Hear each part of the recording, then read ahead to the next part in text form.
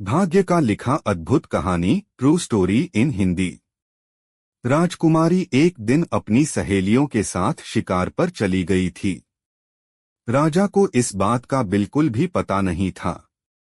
जब राजा ने देखा कि राजकुमारी नहीं, तो राजा ने पूछा कि राजकुमारी कहाँ चली गई।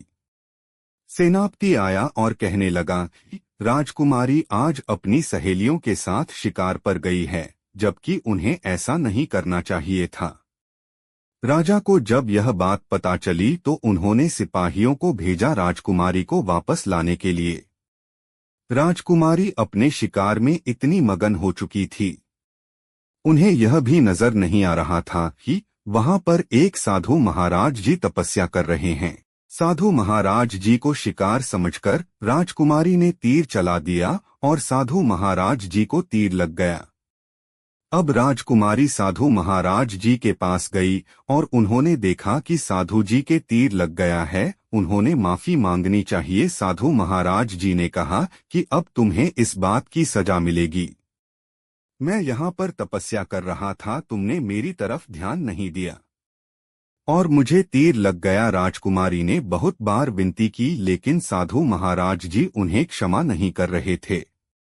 साधु महाराज जी ने अपने मंत्रों को राजकुमारी पर जल से जैसे ही फेंका तो राजकुमारी गिलहरी के रूप में आ गई। राजकुमारी गिलहरी बन चुकी थी और साधु महाराज जी मरने को तैयार ही थे। तभी वहां पर सेनापति आ गए। सेनापति ने बहुत क्षमा याचना की और कहा कि राजकुमारी को माफ कर दीजिए।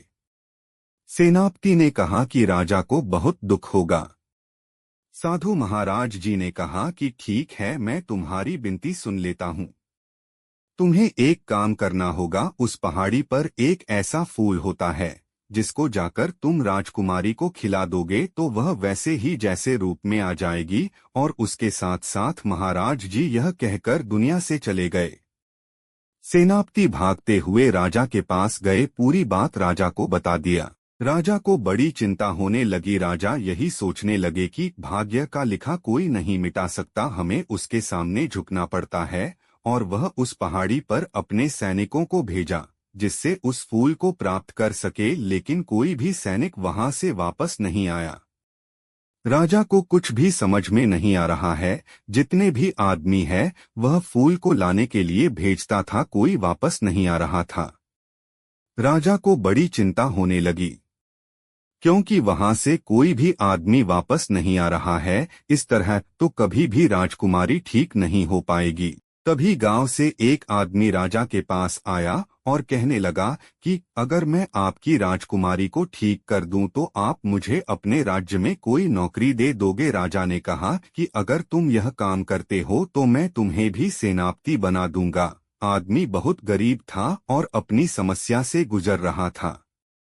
वह जंगल में गया, उसने बहुत सारी परेशानियां उठाई, बहुत सारी मुसीबतों को झेला। उसके बाद वह फूल लेकर वापस आ गया और राजकुमारी को खिला दिया, जिससे राजकुमारी ठीक हो गई। राजा प्रसन्न हो गए।